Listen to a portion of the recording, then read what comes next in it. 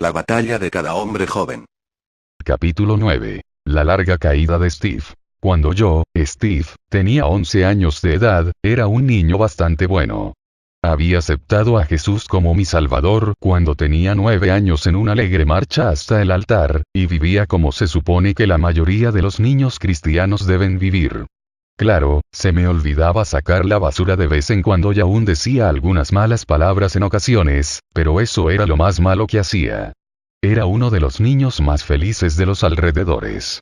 La vida era divertida y yo me sentía libre en Jesús. Más o menos un año después de mi salvación, fui con mis padres a una excursión de jóvenes como a 45 kilómetros de Curtain, Texas, donde nos pasamos una noche patinando en un antiguo gimnasio de una escuela.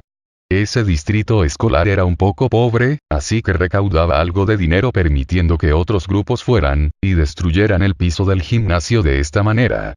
Creo que hoy en día se consideraría como una excursión muy patética, pero en un pequeño pueblo de Texas en aquel entonces, fue muy divertida. Mezclándome con los niños mayores, hice lo mejor por mantenerme en mis patines y actuar lo más adulto posible.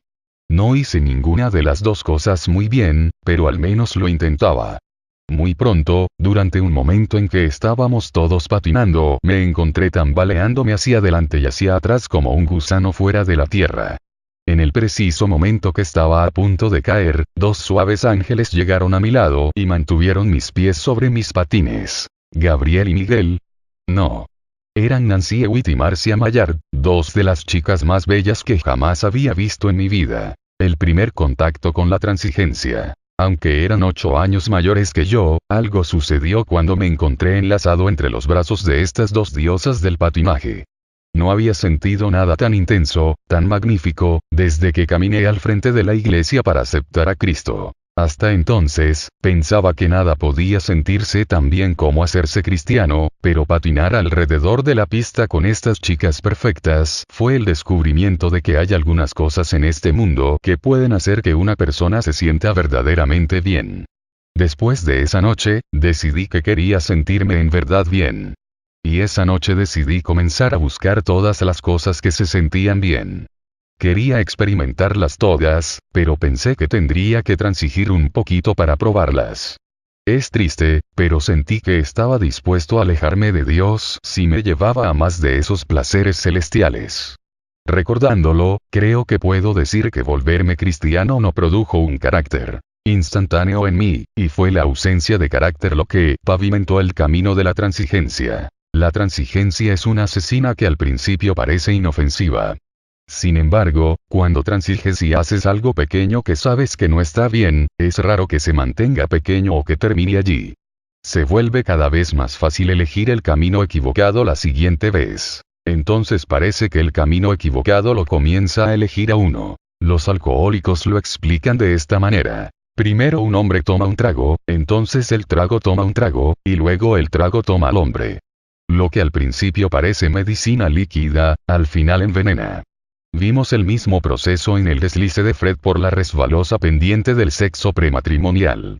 Hizo algunas pequeñas elecciones indebidas, y antes de que se diera cuenta, ya no podía elegir nada bien. Los rateros de tiendas comienzan accediendo al deseo la primera vez. Un pedazo de dulce de 2 centavos se vuelve una barra de dulce, y más tarde o más temprano, robar dulces se convierte en un hábito, todo a razón de la primera transigencia. Hay chicos en la cárcel ahora mismo que es probable que se dijeran, solo esta vez. Sin embargo, una los llevó a 2, lo que los llevó a 3, y ahora son demasiadas veces para poder contarlas. Si no los atraparon al principio, continuaron robando hasta que dejaron de ser las personas para lo que se crearon. Nos referimos a una transigencia total, y la vida de transigencia nunca es la que Dios tiene en mente para nosotros. Así era para mí cuando se trataba de hacer trampas en la escuela. Era bastante listo en el 5º grado de la escuela primaria, pero no lo suficiente para hacerlo bueno. Todo el mundo en el 5º grado debía aprenderse los 50 estados y capitales de los Estados Unidos antes de pasar al 6º grado. Mi problema, para cuando me acordaba estudiar, era demasiado tarde. Lo debido era estudiar lo mejor posible, aceptar la calificación que recibiera y admitir la responsabilidad por no haber comenzado a estudiar a tiempo. No quería hacer eso. Una mala calificación me hacía sentir mal, y yo quería sentirme bien. Si hubiera aceptado la mala calificación que merecía, ahora pudiera recordar con un poco de orgullo que al menos era lo suficiente hombre para aceptar las consecuencias de dejar las cosas para más tarde. En lugar de eso, estoy escribiendo sobre ello hoy porque nunca me he olvidado de la primera vez que tomé la decisión de hacer trampa. Eso es porque había encontrado una manera de obtener una calificación perfecta sin aprender ni un solo estado ni capital. Como ves, al buscar la manera de hacerlo me hizo sentir bien, y yo quería sentirme bien. Qué típico de chicos como yo. No quería tener la molestia de estudiar, pero terminé con una molestia mucho mayor por no estudiar. A mi indecisión la sustituyeron con culpabilidad, vergüenza, temor y un vacío inexplicable. Intercambiar el tiempo de estudio por uno de preocupación resultó ser un mal negocio. Entonces ocurrió lo peor. No me atraparon. Nunca nadie supo nada excepto yo. Bueno, excepto Dios, desde luego, y ahora tú también lo sabes. Recordándolo, descubro que lo que en verdad necesitaba era pagar las consecuencias. En cambio, no experimenté nada más que alivio. Así que, gracias a Satanás, recibí mi recompensa por la transigencia. No obtuve una mala calificación ni una reprimenda de mi papá. No, yo me sentía como si me hubiera sacado el premio gordo en una máquina tragaperras en Las Vegas. En esa ciudad en el desierto, algunos hombres sencillamente juegan el dinero que ahorraron para el viaje y después regresan a casa. Otros se quedan hasta que han perdido todo el dinero que llevaban, incluyendo el dinero para el combustible para regresar a su casa. Si hablas con esos perdedores, a menudo encuentras una situación en común. En el transcurso de su juego, ganaron en grande y recibieron la recompensa de un premio enorme. Desde ese momento, ya no juegan por el dinero. Lo hacen para sentir la emoción de ganar una vez más. Sin duda, hay manera de capturar de nuevo ese sentido de ser invencible. Si te sientas en una reunión de jugadores anónimos, escucharás a hombres decir que lo peor que les sucedió fue cuando ganaron, no cuando perdieron. A mí me sucedió lo mismo cuando hice trampas sin que me descubrieran.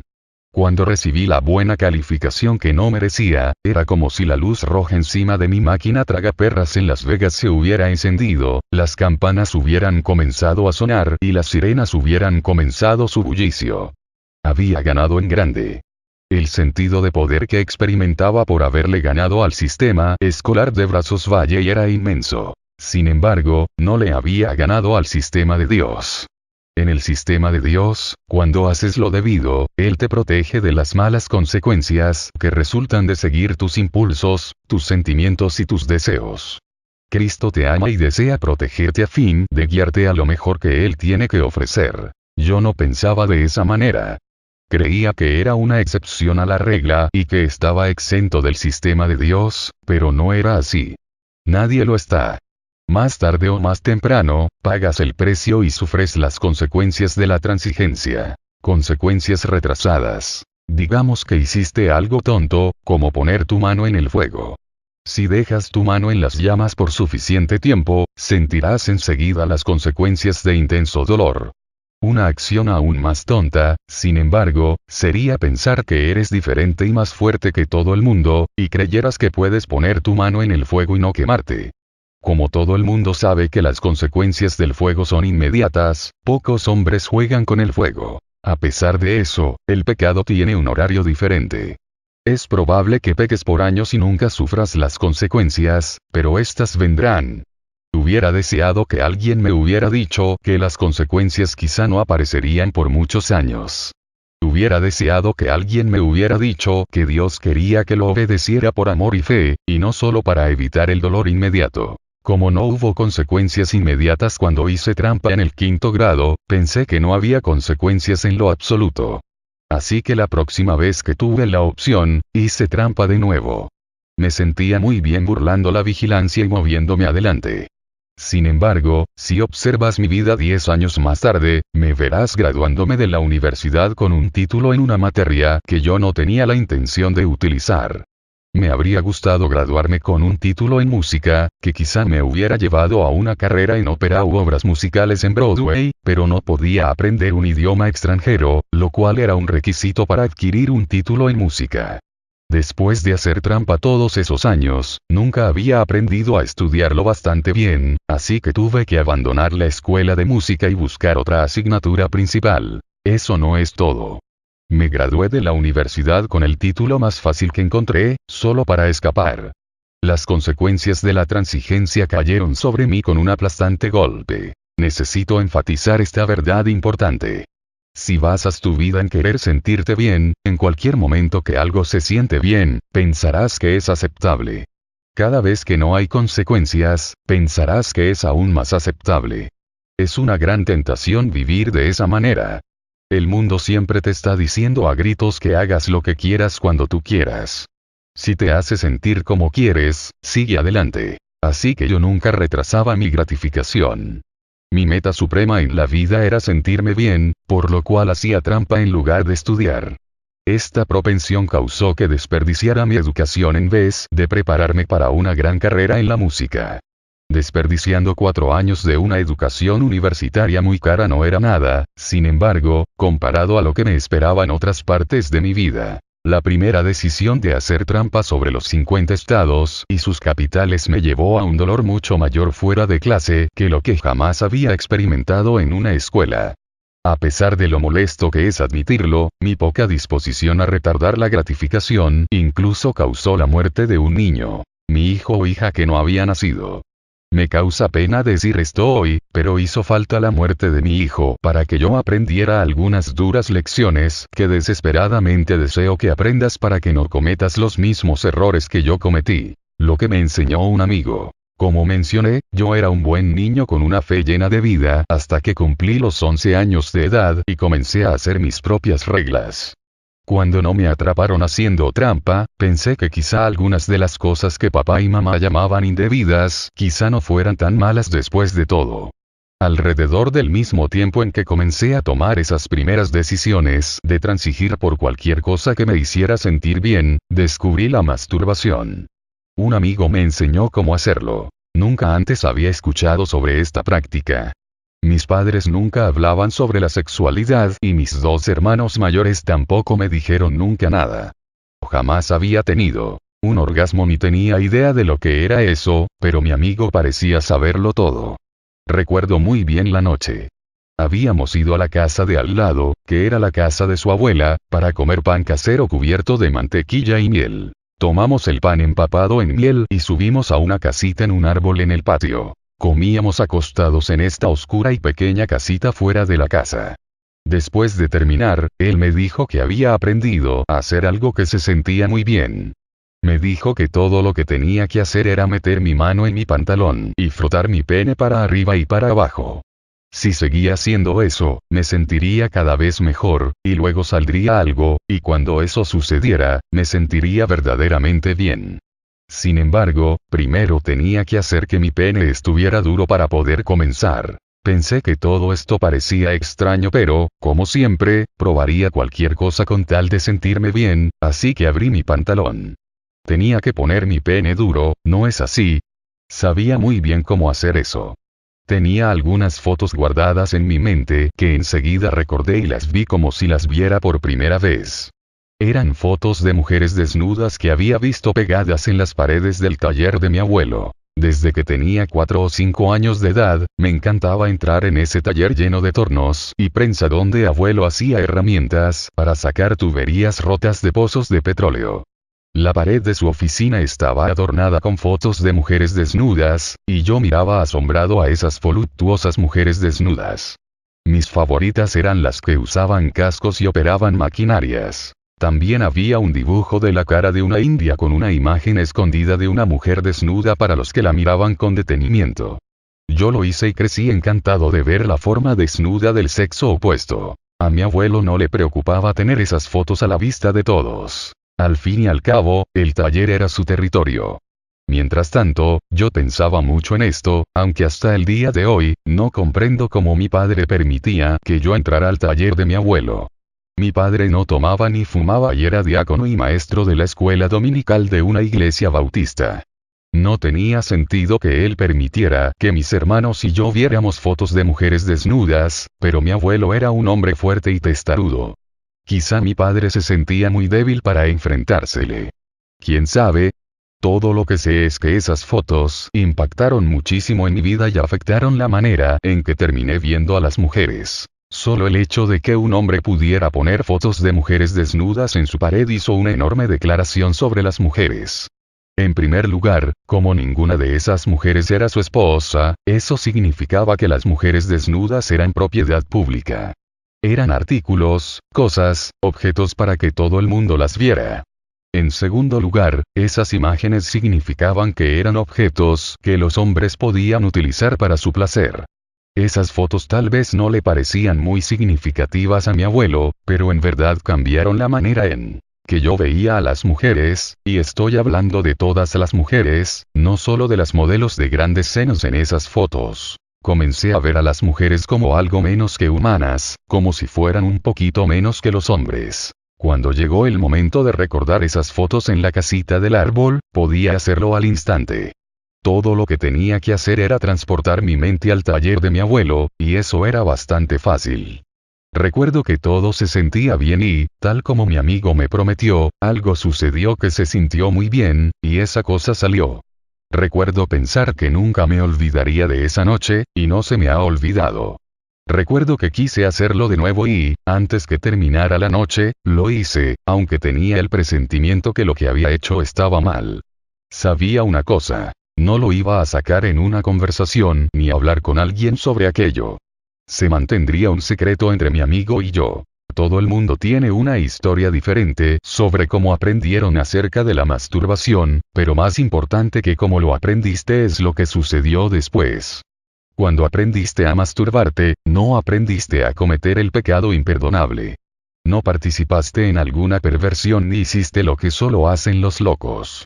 Hiciste lo que casi todo el mundo aprende a hacer. Para unos pocos, la práctica no es de mucha consecuencia, pero para muchos, se vuelve un hábito destructivo de dependencia. En realidad, se volvió un problema para mí. Casi todos los días regresaba a los archivos en mi mente de fotos de mujeres desnudas y veía la colección mientras me masturbaba. No pasó mucho tiempo antes de que me cansara de las mismas fotos, así que añadí algunas a mi colección. Eran muy fáciles de encontrar. Mientras más añadía, más sentía que las mujeres no eran personas reales para mí. No las veía como del todo humanas. Eran solo algo que me daba placer físico. Todo lo que me interesaba eran sus propiedades físicas. Los psicólogos le llaman a esto ver a las mujeres como objetos. Cuando haces eso, te crees con derecho a tratarlas como te parezca. Continué masturbándome casi a diario hasta que comencé a salir con chicas, que eso fue cuando obtuve mi licencia de conducir a los 14 años de edad. Esta es otra razón por la que me encantaba la zona rural de Texas. Había algunas chicas que me gustaban mucho. Hubo algunas que creo que hasta amé. Las trataba con tanto respeto como podía y pasar un buen tiempo haciendo cosas divertidas. Sin embargo, había otras chicas que solo quería utilizar. Todo lo que quería hacer era tocarlas y que ellas me tocaran. Quería verlas de la misma manera que a esos linos en la pared de mi abuelo. Cada vez que lo hacía, coleccionaba un nuevo objeto que podía recordar cuando practicaba mi hábito diario.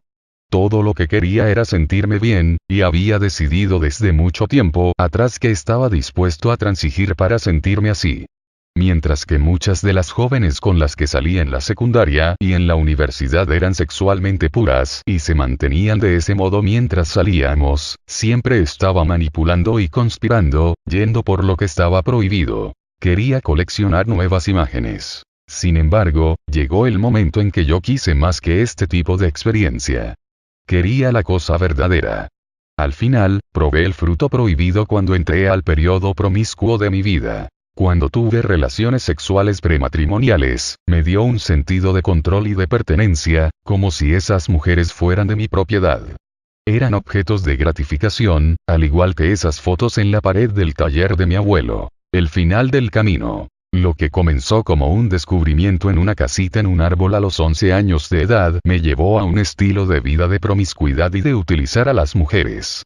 En la universidad, todas las relaciones eran sexuales, al menos en mi mente. Así que a menudo tenía poco que ofrecerle a una chica, pero quería todo de ella. No se me ocurrió que ella era la futura esposa de alguien, o que en verdad era humana con necesidades reales que yo pudiera satisfacer. En lugar de eso, era todo acerca de mí y cómo hacerme sentir bien. Si hubiera sido devoto, podría haberse vuelto más a causa de su relación conmigo. Muy a menudo, ella era menos porque tomaba de ella solo lo que un esposo debiera tomar. Nada de eso se siente bien hoy. Es más, se siente horrible. Era promiscuo, imprudente y buscando a cualquiera que pudiera hacerme sentir bien. Ninguna de las reglas era para mí, sobre todo con una chica en particular con la que comencé a salir. Ella no podía ser más maravillosa, excepto por un defecto. De cierta forma se conformó con alguien como yo para salir juntos. Me escuchaba mientras que le proclamaba mi amor.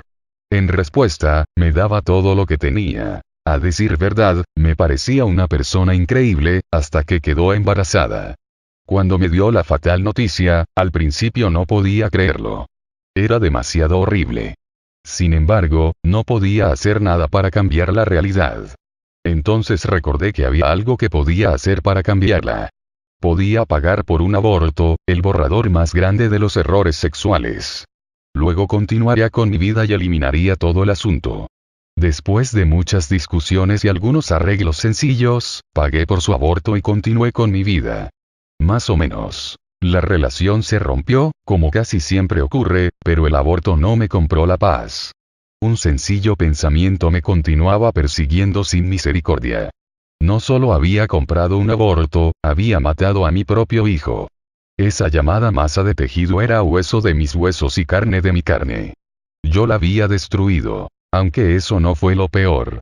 No solo pagué por el aborto, sino que manipulé y presioné a mi novia para que fuera a la clínica de abortos, pues le dije con claridad que no la iba a apoyar a ella ni a su bebé, aunque ella quería que nos casáramos. Cuando destruí esa idea, ella dijo que quería mantener su embarazo y ofrecer al bebé en adopción. A fin de detenerla, utilicé todos los argumentos posibles. Tener un hijo sin estar casado hubiera sido demasiado humillante para mí. No iba a pensar en nadie más que en mí. Todo lo que quería era dejar esta situación atrás. ¿Cuál fue el resultado? Nunca la pude dejar atrás. Es más, la pena y la vergüenza de haberla presionado a tener un aborto por poco me mata. 80 úlceras se desarrollaron en mi estómago y en mis intestinos, y yo me hubiera muerto desangrado si las cosas hubieran continuado como iban. No mucho después de eso, tuve un accidente automovilístico y dejé la universidad. Había demasiado dolor para aún pensar en estudiar. Había matado más que a mi bebé. Había matado mi vida, y nada sería nunca igual de nuevo. En el futuro, cuando sostenía al bebé de alguien, era terrible. Cada llanto, cada chillido de la palabra papá me llenaba de pesar y de sufrimiento, y las cicatrices emocionales y espirituales están conmigo hasta este día. Desde luego, yo recibí el perdón, pero espero que estas sean cicatrices que tú nunca tengas que soportar. Si haces que la autenticidad sea tu prioridad, nunca las tendrás. Si conectas los puntos en mi vida, las trampas, la transigencia, la masturbación, estar expuesto a la pornografía desde una temprana edad, considerar a las mujeres como un objeto y la promiscuidad, terminas con un aborto. Cada punto fue significativo, y la masturbación fue un punto grande y devastador en el camino. Examina los puntos en tu vida. ¿Qué cuadro se dibuja de tu pasado cuando conectas esos puntos en el camino hacia tu futuro? ¿Qué clase de hombre deseas ser? ¿Te están llevando allí las cosas que estás haciendo hoy? Si tus puntos se parecen a los míos, por favor, haz algunos cambios hoy. Por tu propio bien, por Dios, desarrolla una historia muy diferente a la mía, rumbo a una nueva dirección. En la historia de Fred vimos cómo el hecho de moverse hacia la pureza sexual fortalece nuestra vida espiritual. En mi historia ves que lo opuesto también es cierto. No importa qué tan espiritualmente fuerte comiences, una vida de pornografía, masturbación, caricias estimulantes antes del matrimonio y relaciones sexuales, te debilitarán y te alejarán de Dios. Así que, ¿a dónde vamos desde aquí? Antes de hablar sobre la dirección que vamos a tomar, te comentaré una historia acerca de Fred. Créelo o no, cuando Fred estaba en la secundaria, nunca asistió a un concierto musical de rock. Sin embargo, aprovechó el tiempo perdido en la universidad cuando tomó un empleo con UA Asociados, una compañía de seguridad para conciertos que contrataba a jugadores de fútbol de Stanford y miembros del club de karate de Stanford para trabajar en la seguridad de conciertos en el área de la bahía. Fred vio miles de conciertos gratuitamente durante esos 4 años, incluyendo muchos de los grupos más populares del momento. Aún así, el mejor concierto que jamás vio no era gratis, y la banda que vio esa noche solo tenía 2 canciones de éxito, como él lo recuerda. Aunque Fred compró boletos para la banda de Sanford Townsend, el grupo hizo algo que causó una conmoción. Casi todos los conciertos comienzan poco a poco, con la banda tocando sus canciones menos conocidas de su último disco. El concierto entonces desarrolla un crescendo mientras el grupo toca sus canciones más conocidas al terminar, llevándolos a un emocionante final con peticiones adicionales del público. No fue así esa noche. La banda de Sanford Townsend salió de entre las sombras, y comenzó con su canción más popular que todo el mundo esperaba que no fuera hasta el final. El público se emocionó y la fiebre emocional no se rompió en toda la noche. Así que vamos a tomar una sugerencia de la banda de Sanford Townsend y vamos a irrumpir directamente en el capítulo que ha estado esperando, ese mismo, el de la masturbación. Nos enfocaremos en las preguntas que más deseas que se respondan. ¿Es la masturbación un pecado? Si lo es, ¿por qué no me puedo detener? Si no lo es, ¿por qué me siento culpable? Y la mayor pregunta de todas. Si Dios no deseaba que me masturbara, ¿por qué puso mis genitales al alcance de mis manos? Pensándolo de nuevo, mejor dejamos esa pregunta para el cielo. Si te gusta este canal, ayúdanos a seguir subiendo audiolibros y suscríbete. Comenta abajo qué libros y de qué autor quisieras que subiéramos. Muchas gracias.